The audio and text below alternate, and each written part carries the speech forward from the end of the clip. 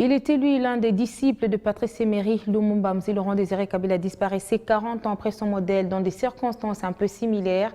Le troisième président de la République démocratique du Congo a été assassiné dans son bureau de travail. Et pour commémorer l'assassinat de ce héros national, un culte interreligieux a été organisé par la Fondation Laurent Désiré Kabila. Le culte a connu la participation du président de la République, Félix-Antoine Tshisekedi Tshilombo, des officiels et des membres de la famille biologique et politique du soldat du peuple. Je veux que mon pays soit totalement libre et... Un serment, mieux une doctrine. Ne jamais trahir le Congo, la célèbre phrase de Musée Laurent Désiré Kabila reste ancrée dans la mémoire collective des Congolais 20 ans après sa tragique disparition. 2 décennies après, celui qu'on a surnommé soldat du peuple a eu des hommages dignes de son rang. Diverses activités ont eu lieu en son honneur, dont ce culte interreligieux d'action des grâces organisé devant son mausolée par la Fondation Musée. Au rang des invités, des personnalités et officiels, parmi lesquels le chef de l'État Félix-Antoine Tshisekedi, le Premier ministre, les membres du gouvernement, Marie-Olive Kabila, la famille de Musée ainsi que ses compagnons et sympathisants. Les interventions des représentants des confessions religieuses avec à chaque fois un intermède musical ont fait le temps fort de cette célébration.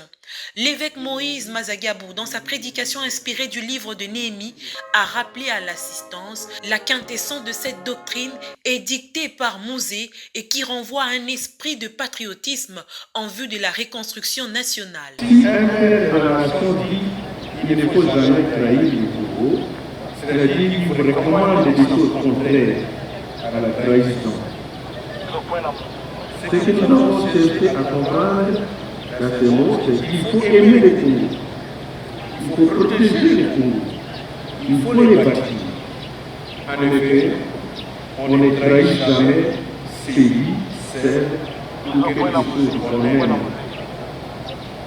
Des tests paradigmatiques avec lesquels on peut établir un parallélisme synthétique pour la reconstruction nationale et celui de l'unité que nous venons de vivre.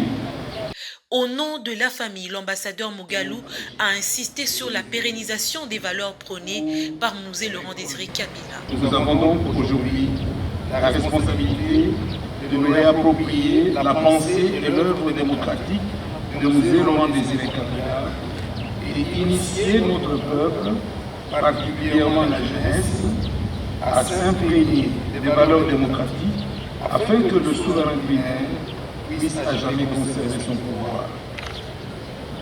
C'est ce que l'on a appelé distingués invités, la famille Musée Laurent Désiré Kabila. Et plus que reconnaissant et bien consolé de vous voir et de vous savoir aussi nombreux à cette cérémonie pour commémorer ce 20e anniversaire de la disparition tragique de Musée Laurent Désiré Kabila.